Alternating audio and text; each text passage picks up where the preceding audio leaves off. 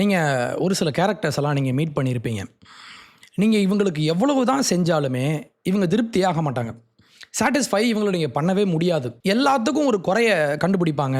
எனக்கு இன்னும் வேணும், எனக்கு இன்னும் வேணும், நீ இன்னும் பெட்டராக பண்ணல அப்படின்னு சொல்லி இவங்க கேட்டுக்கிட்டே இருப்பாங்க. இந்த மாதிரி கேரக்டர்லையும் ஒரு ஐடியாலஜி, ஒரு குறிப்பிட்ட ஐடியாலஜியை ஃபாலோ பண்ணுறவங்க கிட்ட இந்த மாதிரி எனக்கு இன்னும் வேணும், நான் இன்னும் ஒழுங்காக நான் இன்னும் ட்ரீட் பண்ணப்படலை அப்படின்னு சொல்லி ஒரு நம்பிக்கை அதிகமாகவே இருக்கும்.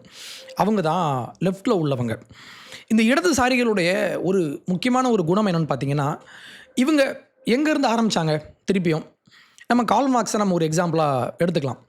இவங்க எங்கேருந்து ஆரம்பித்தாங்கன்னா, ஏழை இருக்காங்க, பணக்காரங்க இருக்காங்க. பணக்காரன் இன்னும் பணம் சேர்த்துக்கிட்டே இருக்கான். அப்போ அவங்ககிட்டருந்து கொஞ்சம் பணத்தை பிடுங்கி, அதுவே முதல்ல தப்பு, இவனோட பணத்தை நம்ம டிஸ்ட்ரிபியூட் பண்ணணும் அப்படின்னு சொல்லி இவங்க முதல்ல ஆரம்பித்தாங்க. அடுத்தது எங்கே போகும்? கேபிட்டலிசம் அப்படின்ற அந்த ஒரு ஈக்கோ சிஸ்டம் இருக்கு இல்லையா, அதை முதல்ல உடைங்க, அதை உடைச்சிடணும். சரி, அதை உடைக்கணும்னா ஃபேமிலி, அதை முதல்ல உடை. ஏன்னா குடும்பம் அப்படின்ற அந்த அமைப்பு தான் தனி சொத்து, ப்ரைவேட் ப்ராப்பர்ட்டி அப்படின்ற விஷயத்தை காப்பாற்றி கொண்டு போகுது. அப்போ ஃபேமிலியை உடைச்சிரு அப்படின்னு சொல்லி இது ஒரு செயின் ரியாக்ஷன் மாதிரி இவங்க எங்கேருந்து ஆரம்பித்தாங்கன்னா, இப்படி எல்லாரும் ஈக்குவலாக வரணும் அப்படின்னு சொல்லி ஆரம்பித்து கடைசியாக எல்லாத்தையும் உடச்சி போட்டுரு அப்படின்ற இடத்துக்கு இவங்க வந்தாங்க. இதே மாதிரி தான் இது இவங்களுடைய டிப்பிக்கல் பிஹேவியர். நீங்கள் இதை ஒரு பேட்டர்னாக பார்க்க முடியும். நம்ம ஊரில் அமீர் அப்படின்னு ஒரு டைரக்டர் இருக்கார். இஸ்லாமிய மக்களும் அரசியல் மயமாகணும், அவங்களுக்கும் அரசியலில் பலம் வேணும், இவங்க இந்த மதத்தை சேர்ந்தவங்க அப்படின்ற ஒரு காரணத்தினால அந்த மக்களை யாரும் ஒடுக்கக்கூடாது அப்படின்னு நம்ம கேட்போம்ல. இதெல்லாம் கரெக்டு தான். ஆனால் இப்போது இவர் பேசுகிறாரு, 13% இங்கே முஸ்லீம்ஸ் இருக்காங்க. அந்த நம்பர் முதல்ல தப்பு. 13ன்றது ரொம்ப ரொம்ப அதிகம். அவர் சொல்கிற நம்பரை நம்ம எடுத்துக்கலாம். 13ன்னு எடுத்துக்கிட்டாலுமே 13% இங்கே இருக்காங்க. இவங்களுக்கு ஒரே ஒரு அமைச்சர் தான் நீங்கள் கொடுத்துருக்கீங்க. இவர் என்ன சொல்ல வர்றாருன்னா, 3% இருக்கிற பிராமின்ஸ்க்கு 2 அமைச்சர், நாங்கள் 13% இருக்கோம், எங்களுக்கு ஒரே ஒரு அமைச்சர் தானா அப்படின்ற ஒரு கேள்வியை இவர் கேட்குறாரு. இப்போ இவர் என்ன சொல்கிறாருன்னா, ஒரு காலத்தில் ஒடுக்கப்பட்ட மக்கள், இவங்க இந்த ஜாதி இல்லை இவங்க இந்த மதம் அப்படின்ற காரணத்தினால இவங்களை ஒடுக்கி இவங்களுக்கான எந்த ஒரு உரிமையும் கொடுக்காமல் இவங்களை ஓரமாக வேணும்னே இன்டென்ஷனலாக இங்கே ஒரு குரூப் பண்ணாங்களான்னா பண்ணாங்க, நடந்திருக்கு. இது உலகம் எங்குமே நடந்திருக்கு. ஏதோ இந்தியாவில் மட்டும்தான், ஏன் தமிழ்நாட்டில் மட்டும்தான் இந்த மாதிரி ஜாதி பிரிவினை இருக்குது அப்படின்னு நீங்கள் சொன்னீங்கன்னா அது பொய். ஆனால் நம்ம அப்படி எடுத்துக்கிட்டாலுமே இங்கே ஒரு காலத்தில் ஒடுக்கப்பட்ட மக்கள் இருந்திருக்காங்க. அந்த ஒடுக்கப்பட்ட மக்களுக்கான உரிமைகள்லாம் வேணுமானா வேணும். ஆனால் இன்றைக்கி ஒடுக்கப்பட்ட மக்களுக்கான உரிமைகள் கொடுக்கப்படணும். ஒரு காலத்தில் உரிமை மறுக்கப்பட்டுச்சு, இன்றைக்கி உரிமைகள் வேணும் அப்படின்ற ஒரு உண்மையை தாண்டி இவங்க இப்போ எங்கே போயிட்டாங்கன்னா, நாங்கள் இத்தனை நம்பரில் இருக்கோம், இந்த நம்பருக்கு ஏற்ற மாதிரி நீ எங்களுக்கு உரிமைகள் கொடு, பங்கு கொடு அப்படின்னு இவங்க கேட்குறாங்க. இதே மாதிரி நாளைக்கு ஒரு கிறிஸ்டியன் வந்து, ஆமாங்க நாங்கள் 110 பேர் இருக்கோம், அப்போ எங்களுக்கு இப்போ ஃபார் எக்ஸாம்பிள் 40 அமைச்சர் இருந்தாங்கன்னா எங்களுக்கு 4 அமைச்சர் கொடுன்னு இவங்க கேட்பாங்க. இதே மாதிரி ஒவ்வொரு காஸ்ட்டும், ஒவ்வொரு ஜாதியும், இல்லை ஒவ்வொரு இனமும் இப்படி கேட்க ஆரம்பித்தா என்ன ஆகும்? அப்போது ஒடுக்கப்பட்ட மக்களுக்கான உரிமைகள் வேணும் அப்படின்ற பெயரில் இவங்க இப்போ என்ன ட்ரை பண்ணுறாங்கன்னா, பெர்மனண்ட்டாக ஒரு அடையாளம் இருக்குது. இஸ்லாமியர் அப்படின்ற ஒரு அடையாளம், தலித் அப்படின்ற ஒரு அடையாளம், தேவர் அப்படின்ற ஒரு அடையாளம், இந்த மாதிரி அடையாளங்கள் இருக்கும் இல்லையா, காஸ்ட் அண்ட் மதம். இந்த அடையாளங்களை அடிப்படையாக கொண்டு நாங்கள் எத்தனை சதவீதம் இருக்கிறோமோ நீ அதுக்கு ஈக்குவலாக எங்களுக்கு பெர்மனண்ட்டாக அதிகாரம் கொடு அப்படின்னு கேட்குற ஒரு போக்கு இங்கே ஆரம்பிச்சிருக்கு. இது வழக்கமாக லெஃப்டில் உள்ளவங்க இங்கே தான் வந்து நிற்பாங்க. இப்போ பிராமணர்கள் 40 ஆண்டுகளுக்கு பின்னாடி 2 அமைச்சர் கொடுத்துருக்காங்க அப்படின்னா அதை சந்தேக பார்வை பார்க்கணுமா அப்படின்னா பார்க்க வேண்டியதில்லைன்னு நான் நினைக்கிறேன். அவர்களும் இந்த சமூகத்தில் ஒரு அங்கம் தான். அவங்களுக்கு 2 அமைச்சர் கொடுத்தது தப்பு இல்லை. என்னுடைய கேள்வி என்னன்னா, அவர்களுக்கு கொடுத்தது தப்பு இல்லை, ஆனால் 13% இஸ்லாமியர்களுக்கு 1 ஏன் கொடுத்தீங்கன்ற அந்த கேள்வி மட்டும் எழுது. அந்த கேள்வி எழுதுவதில் எனக்கு நியாயம் இருக்கிறதா பார்க்குறேன். அப்போ அமீருடைய லாஜிக் ஒரு வெல்ஃபேர் ஸ்கீம் அப்படின்றதையும் தாண்டி, வெல்ஃபேர், நாங்கள் ஏழையாக இருக்கோம், ஏழைகளுக்கான உரிமையை கொடுங்க, அந்த சமத்துவமான உரிமையை கொடுங்க, சம்பாதிக்க முடியலை, நீ சம்பாதிச்சு வச்சுருக்க, உன்னோட பங்கை நீ இவங்களுக்கு கொடு அப்படின்றது தான் வெல்ஃபேர் ஸ்கீம். ஆனால் இது அதையும் தாண்டி பெர்மனண்ட்டாக நீ எனக்கு இடம் கொடு, உன் சீட்டை விட்டு கொடுத்துட்டு நீ எனக்கு இடம் கொடுன்னு இவர் கேட்குறாரு. இப்படிலாம் நம்ம பண்ண முடியுமா? நம்ம கேட்கலாம், ஏன் அமைச்சரில் மட்டும் ஏன் நிற்கணுமா? நாளைக்கு ஒரு பைலட், அது ஒரு எக்ஸாம்பிளாக எடுத்துக்கலாம். நாளைக்கு நீங்கள் பைலட்டுக்கு ஆள் சேர்க்கணும். ஆள் சேர்க்குறப்போ, இல்லைங்க ஏன் ஒரே ஒரு காஸ்ட் மட்டும்தான் பைலட்டாக போகணுமா, ஏன் நாங்கள் ஓட்டினா பிளேன் பறக்காதா இப்படின்னு ஒருத்தர் கேட்பார். நாங்கள் கிறிஸ்டியன்ஸ், நாங்கள் சர்ச்சுக்கு போகிறோம், எங்களுக்கும் பங்கு கொடுங்க அப்படின்னு கேட்டால் என்ன ஆகும்? பைலட்டில், டீச்சரில், அரசு அலுவலகங்களில், ஃபிலிம் இண்டஸ்ட்ரியில், ப்ரைவேட் கம்பெனிஸில், சர்ஜன், இப்போ நீங்கள் சர்ஜரி பண்ணுறீங்க. சர்ஜரி பண்ணணுன்னா அதுக்கு ஒரு ஸ்கில் வேணும்ல, அதுக்கு ஒரு ஸ்கில் வேணும். நீங்கள் படிச்சிருக்கணும். உங்களுக்கு முதல்ல அதுக்கு ஆசை வந்து நீங்கள் படித்து நீங்கள் தயாராகி அந்த திறமையை நீங்கள் உங்களுக்கு நேச்சுரலாக ஒரு சில திறமைகள்லாம் வேணும். படித்தவங்கெல்லாம் அறிவாளியாக மாற முடியாது, உங்களுக்கு திறமை வேணும். அப்போ உங்கள் திறமையை பயன்படுத்தி நீங்கள் சர்ஜனாக மாறுவீங்களா? இல்லை நீங்கள் வந்து இல்லைங்க நாங்கள் 10% முஸ்லீம்ஸ், 5% இவங்க கிறிஸ்டியன்ஸ் இருக்காங்க, அதையும் தாண்டி இந்த காஸ்ட், இந்த குலம், இந்த கோத்திரம், இந்த ஊருக்காரங்க, இப்போ நீங்கள் கேட்கலாம், அதே மெட்ராஸில் உள்ளவங்க மட்டும்தான் இப்போ சர்ஜனாக வர முடியுமா? ஏன் கள்ளக்குறிச்சி, ராமநாதபுரம், தென்காசி அங்கேருந்து வர்றவங்கலாம் ஏன் படிக்க மாட்டாங்களா? இப்படி நீங்கள் கேட்கலாம். அப்போ நீங்கள் ரெப்ரசன்டேஷன் நீங்கள் ஸ்டார்ட் பண்ணிங்கன்னா இது எல்லாமே இங்கே அடங்கும். அப்போது ஒரு குறிப்பிட்ட இனத்திற்கு நாங்கள் முக்கியத்துவம் கொடுக்குறோம் அப்படின்ற பெயரில் நீங்கள் என்ன பண்ணுறீங்கன்னா, நீங்கள் யாரை காலி பண்ணுறீங்கன்னா மெரிட். உண்மையாகவே திறமையாக படித்து ஒருத்தன் சர்ஜனாக மேலே வரான்னா நீ வெளியே போடா. இங்கே ஆன்டி காஸ்ட் பாலிடிக்ஸ் நான் பண்ணுறேன் அப்படின்றதையும் தாண்டி இவங்க ஜாதி அடிப்படையில் அரித்மெட்டிக் கேட்குறாங்க. ஜாதி அடிப்படையில் அந்த நம்பர் அடிப்படையில் எனக்கு உரிமை கொடு.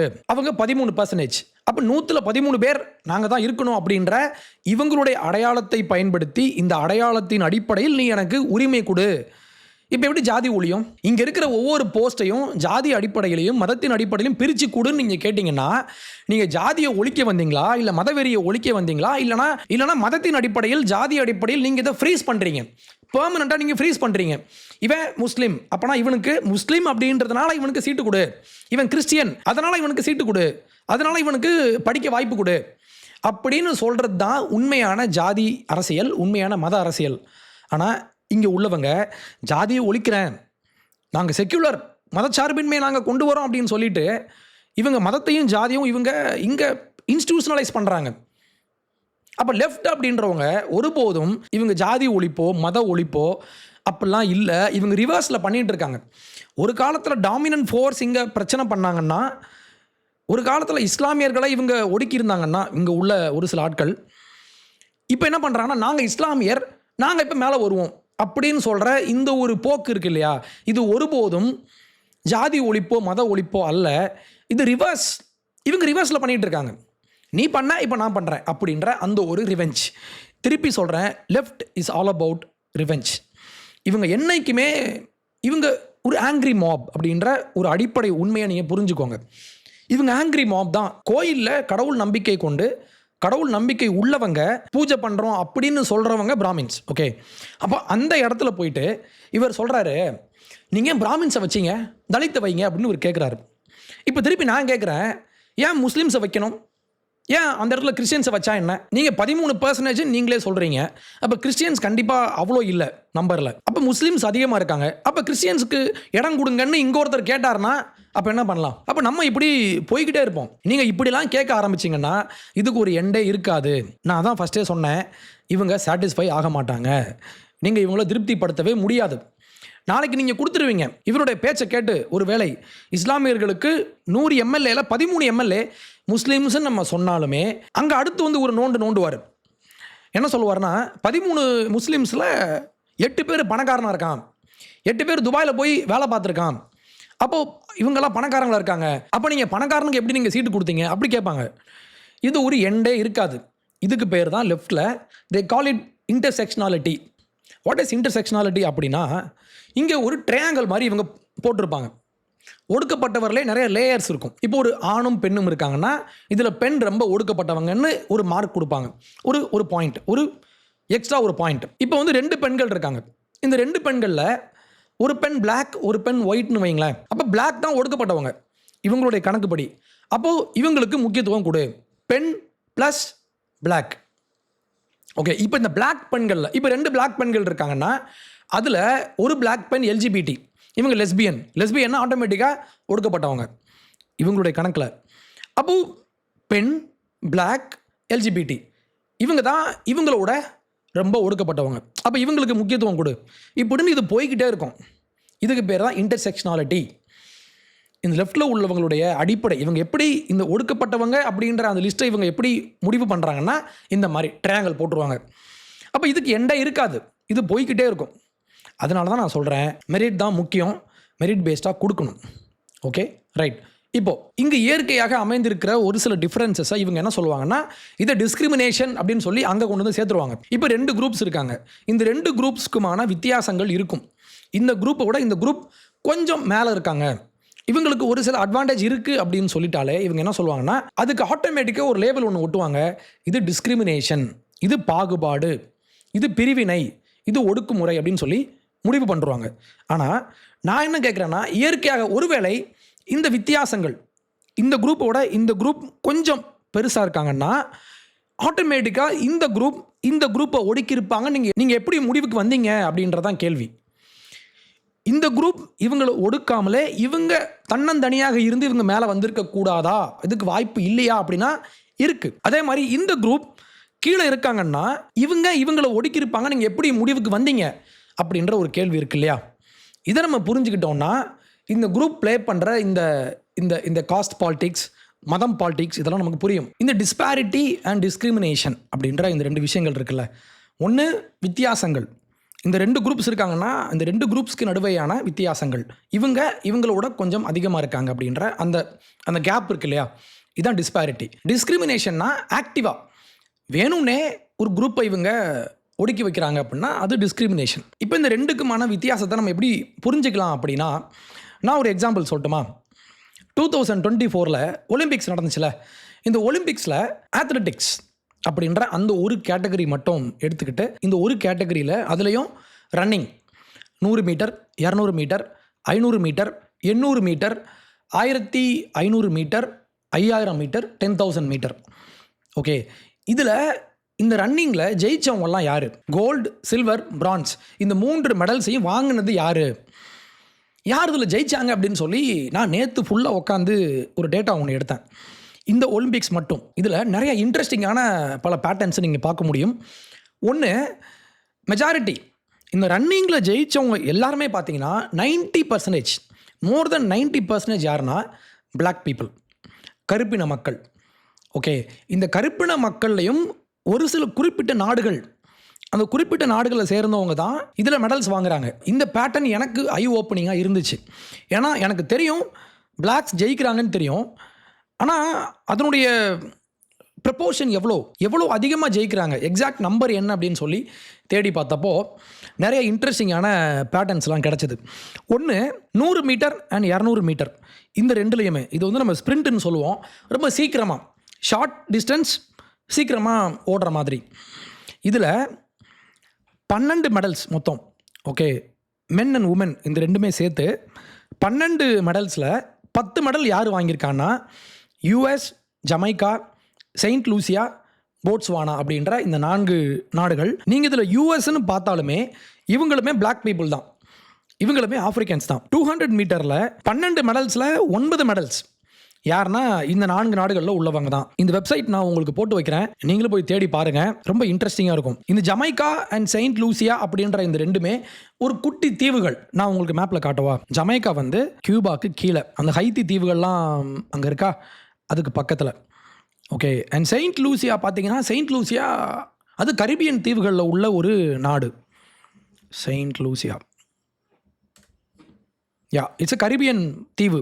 ஓகே, இந்த 2 நாடுகளில் இருந்து மட்டும்தான் அதிகமான பேர் இந்த ஸ்ப்ரிண்ட் அப்படின்னு சொல்லப்படுற 100 மீட்டர் அண்ட் 200 மீட்டரில் ஜெயிக்கிறாங்க. இதிலே நீங்கள் லாங் டிஸ்டன்ஸ்க்கு வந்தீங்கன்னா இதில் இன்னொரு பேட்டர்ன் இருக்குது. 5000 மீட்டர்ஸ், 10,000 மீட்டர்ஸ் அண்ட் மேரத்தானா 42 கிலோமீட்டர். இந்த 3லையும் பார்த்தீங்கன்னா 3 நாடுகள், கென்யா, எத்தியோப்பியா, உகாண்டா, இந்த 3 ஆப்பிரிக்க நாடுகளுமே இதில் டாமினண்ட்டாக இருப்பாங்க. இது எப்படின்னா, இவங்க ஜெயித்த 9 மெடல்ஸில் 7 மெடல்ஸ் யார் வாங்கினான்னா இந்த 3 நாடுகள் தான் இந்த ரன்னிங்கில், லாங் டிஸ்டன்ஸ் ரன்னிங்கில். இதில் இன்ட்ரெஸ்டிங்காக இன்னொரு டேட்டா ஒன்று உண்டு. கென்யான்ற ஒரே ஒரு நாடு மட்டும் 11 மெடல்ஸ் வாங்கியிருக்காங்க. அதில் 4 கோல்டு, 2 சில்வர், 5 பிரான்ஸ். இது எல்லாமே இவங்க அத்லெட்டிக்ஸில் வாங்கின மெடல்ஸ். இதில் இன்னொரு முக்கியமான ஒரு விஷயம் உண்டு. ஷார்ட் டிஸ்டன்ஸில் ஓடக்கூடியவங்க எல்லாருமே இந்த கரீபியன் ஐலாண்ட்ஸில் உள்ளவங்க.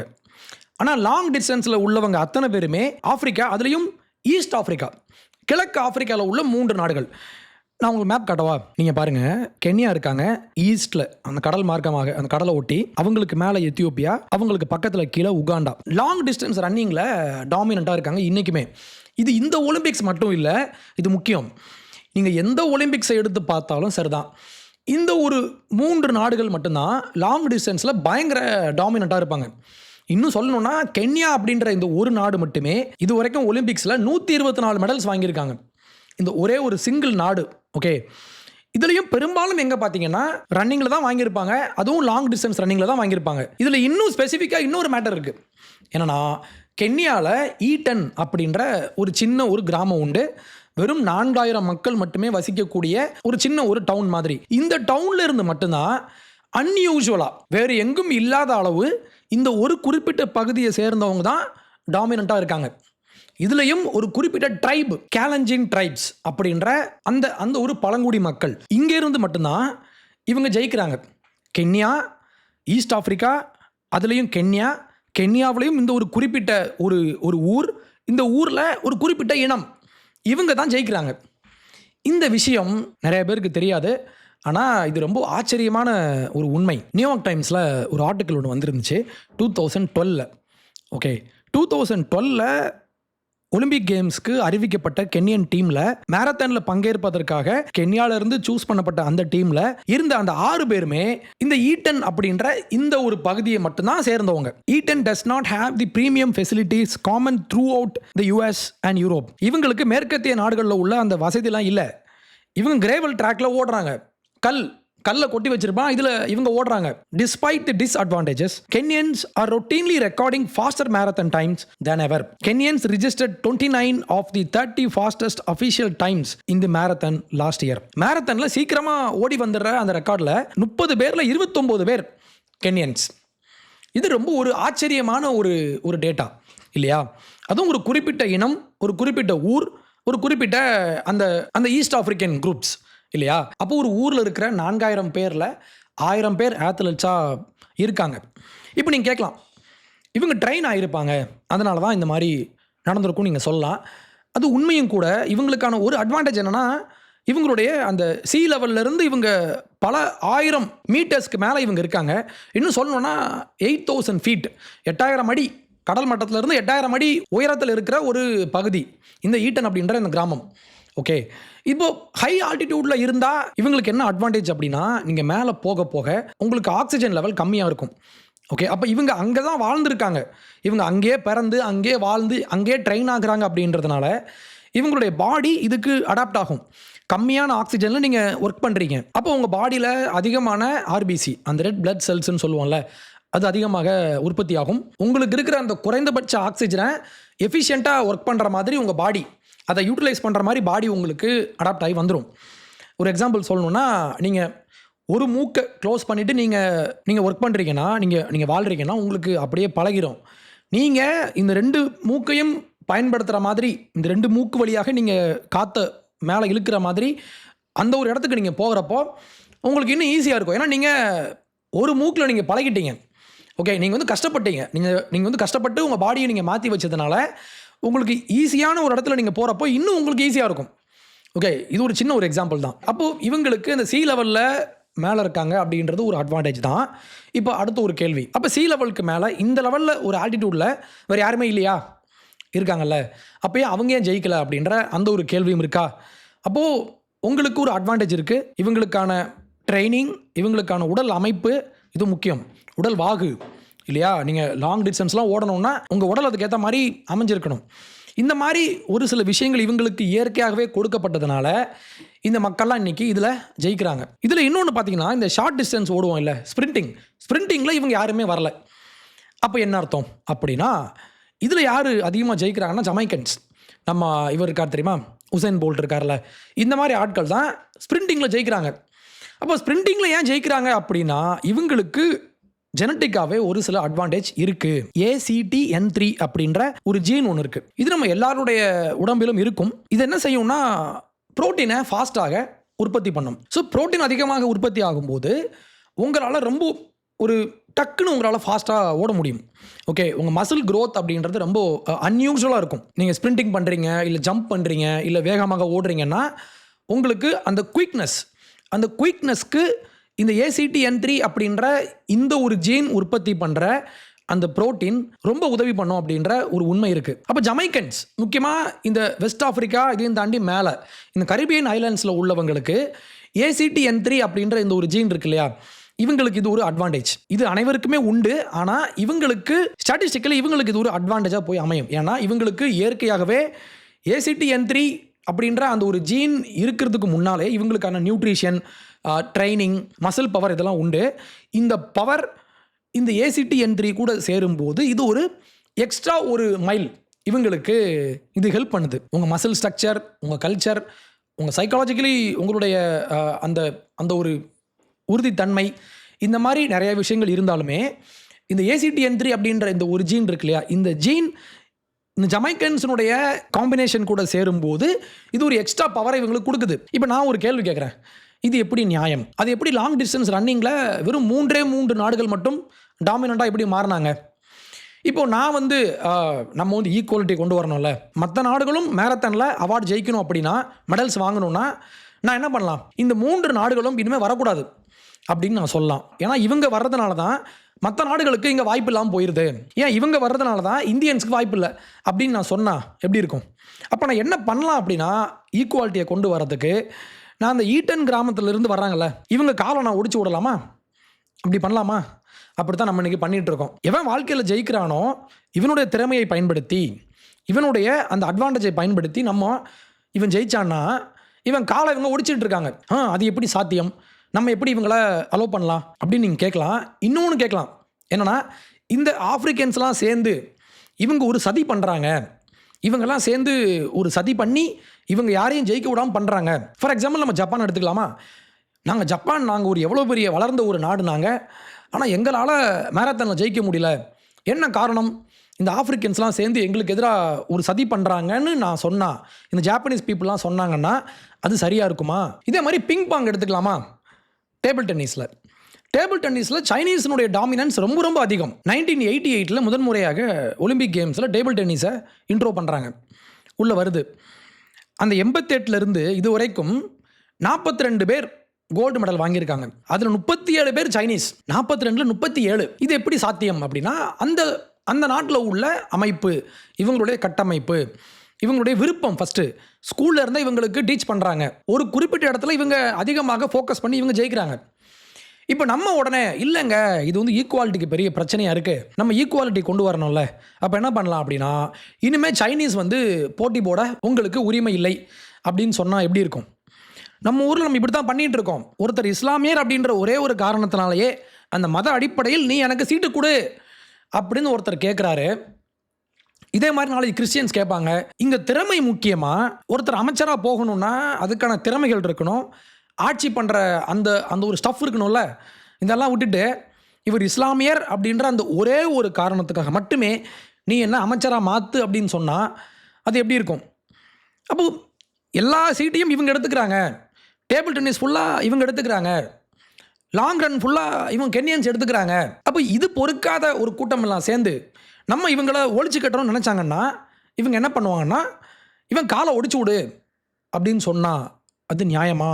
அப்போது திறமை, கலாச்சாரம், இவங்களுடைய தேடல், இவங்களுடைய உடல் அமைப்பு, இவங்களுடைய நாடு அது எங்கே இருக்குது, இத்தனை விஷயத்தையும் சேர்த்து வச்சு இதெல்லாம் ஒன்று கூடி வரும்போது நேச்சுரலாக இயற்கையாக சில இடங்களில் அன்ஈக்குவலான சமத்துவம் இல்லாமல் ஒரு குரூப் மேலே வர்றதுக்கான வாய்ப்புகள் இயற்கையாகவே உருவாகும்.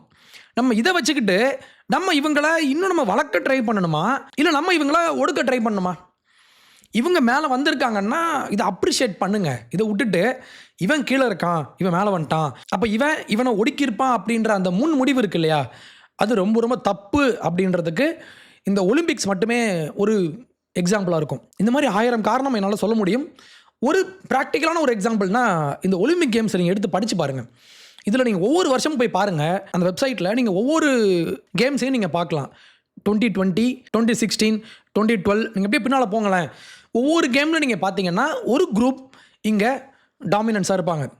இது இவங்களுடைய தப்பும் இல்லை, இவங்களுடைய திறமையை பயன்படுத்தி மேலே வராங்க. இவங்க வரலன்னா இவங்க மேலே வர்றதுக்கு ட்ரை பண்ணணுமே தவிர இவனை பிடிச்சி இவங்க அடிக்கக்கூடாது அப்படின்றது தான் உண்மை. இவன் காலை பிடிச்சி வாரு, ஏன்னா எங்களுக்கு இங்கே அன்ஈக்குவலாக நீ எப்படி மேலே வரலாம் அப்படின்ற திருப்பியும் இது பொறாமை, இது ஒரு ஜெலசி, ஒரு என்வி. அப்போது இந்த மார்க்சிஸ்ட் ஐடியாலஜி இருக்கு இல்லையா, ஒருத்தன் மேலே இருக்கான் ஒருத்தன் கீழே இருக்கான் அப்படின்னு இவங்க நினைக்கிறாங்கல்ல, இந்த நினைப்பே முதல்ல தப்புன்ற நான். இந்த நினைப்பே ஒரு பழிவாங்கும் எண்ணம். இது சமத்துவத்தை படைப்பதற்கான ஒரு நோக்கம் இல்லை, இது பொறாமை. அப்போ அமெரிக்கா இன்னைக்கு ஏன் இப்படி பத்திக்கிட்டு எரியுதுன்னா, இது சமத்துவத்திற்கான ஒரு தேடல் அல்ல. எங்கள் முஸ்லீம்ஸ் ஏன் வரல, இவன் ஏன் மேலே வந்துட்டான் அப்படின்ற அந்த ஒரு வெறுப்பு, அந்த ஒரு பொறாமை. அதுவும் ஒரு பிராமணன் அது எப்படி கோயிலுக்கு அமைச்சராக மாற முடியும்? அப்போ யார் மாறுறது? நான் போக முடியுமா? இல்லை நீங்கள் போக முடியுமா? நீங்கள் முஸ்லீம்ஸ் அவங்க தான் ஒரு முஸ்லீமாக ஒரு கோயிலில் போய் இவங்களுடைய மாஸ்கில் போய் வேலை பார்க்க முடியும். ஒரு கிறிஸ்டியன் தான் ஒரு சர்ச்சில் போயிட்டு பாஸ்டாக மாற முடியும். ஒரு பிராமணர் அறநிலையத்துறைக்கு அமைச்சராக மாறுறாரு, அதுவும் 40 வருஷத்துக்கு அப்புறம். கடந்த 40 ஆண்டுகளாக அதுக்கும் மேலேயே திராவிட ஆட்சியில் பிராமணர்களுக்கான எந்த ஒரு அமைச்சர் பதவியும் கொடுக்கப்படலை. இன்றைக்கி கொடுத்துருக்காங்கன்னா இதை பாராட்டுறதை விட்டுட்டு இவன் எப்படி அங்கே ஆக முடியும் அப்படின்னு நீ கேட்டனா உனக்கு வந்து அவ்வளோ வன்மம் இருக்குது, அவ்வளோ பொறாமை இருக்குது, அவ்வளோ எரிச்சல் இருக்குது. ஓகே, அப்போ நீங்கள் ஒன்று புரிஞ்சுக்கோங்க, inequality is not equal to discrimination.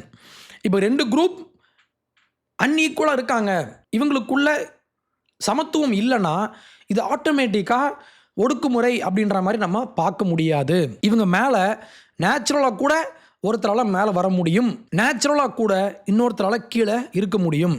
இந்த ஒரு அடிப்படை உண்மையை நீங்கள் புரிஞ்சுக்கிட்டிங்கன்னா, நம்ம ஊரில் உட்காந்துட்டு இந்த சமூக நீதி அரசியல் பண்ணுறேன் அப்படின்னு சொல்லி பேசுகிறாங்கல்ல, இவங்கெல்லாம் யார், இவங்க ஏன் இந்த மாதிரி பண்ணுறாங்க, இவங்களுடைய டிரைவிங் ஃபோர்ஸ் என்ன, விச் இஸ் பொறாமை அப்படின்னு நம்ம புரிஞ்சுக்கலாம். இந்த பொறாமை பிடிச்சவன் தான் இப்படிலாம் உட்காந்து பேசிகிட்டு இருப்பான். ரைட். நன்றி.